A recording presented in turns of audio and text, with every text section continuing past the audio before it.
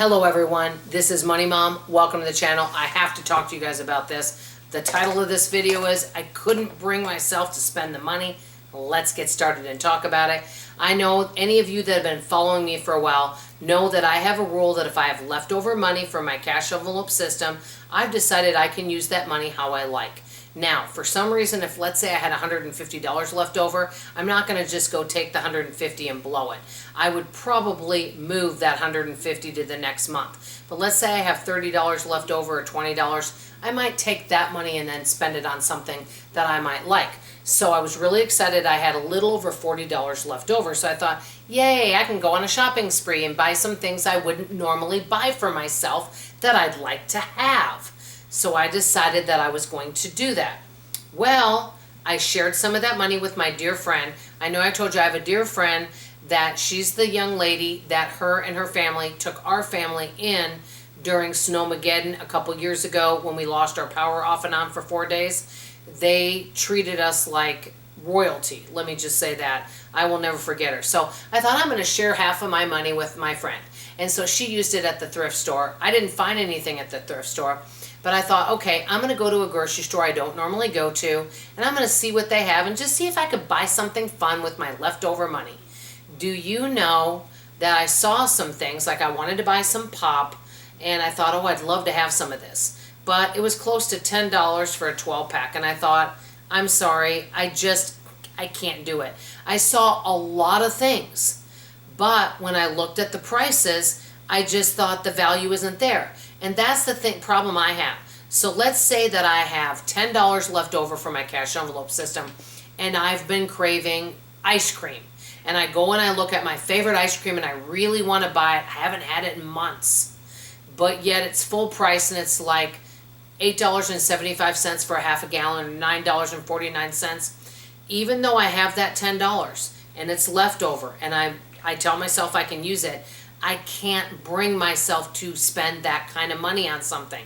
That's why in some ways during inflation I've saved a lot of money and I've actually bought less unless the items are on sale or clearance. I generally, unless I need an item, like say a pair of shoes would be a great example, I don't generally pay full price for most things. Most everything I buy is on sale.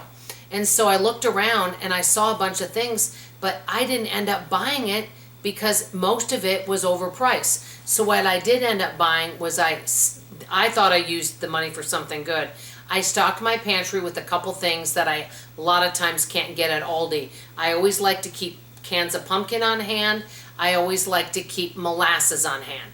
I don't remember what else I bought, but I bought a couple what I call pantry stocking items, generic, and that's what I purchased, and they were a decent price. But all these other fun foods and little things that I thought I wanted to try, like just not that long ago, I was buying all these quote name type things such as keto type products, paleo type products, and I was spending an arm and a leg on all that stuff. It's just not worth it for me. I don't get the value, and that's what I wanted to bring to.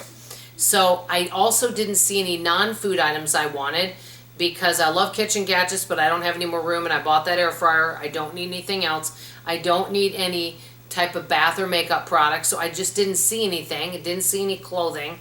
So basically the food items, I just stocked some of the pantry with a few things. Bottom line is, I'm willing to spend money, but I have to feel like I have to get value for what I spend.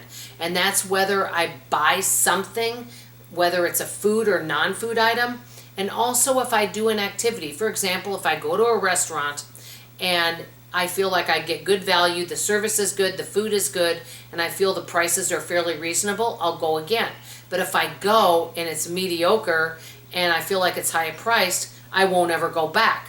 So I'm really particular now in my life of how I'm spending my money.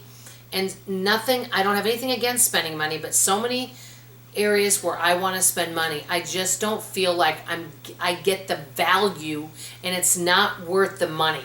It's not worth the fun factor. So entertainment, a lot of people say, oh, you should go out, you should do something.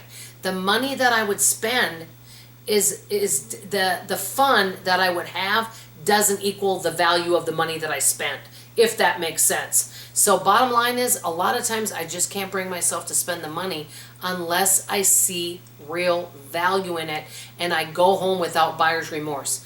I don't know about you, and I'm going to end with saying this. Whether it's a non-food or food item, or whether it's entertainment type money, if I don't feel I'm getting value, I have buyer's remorse.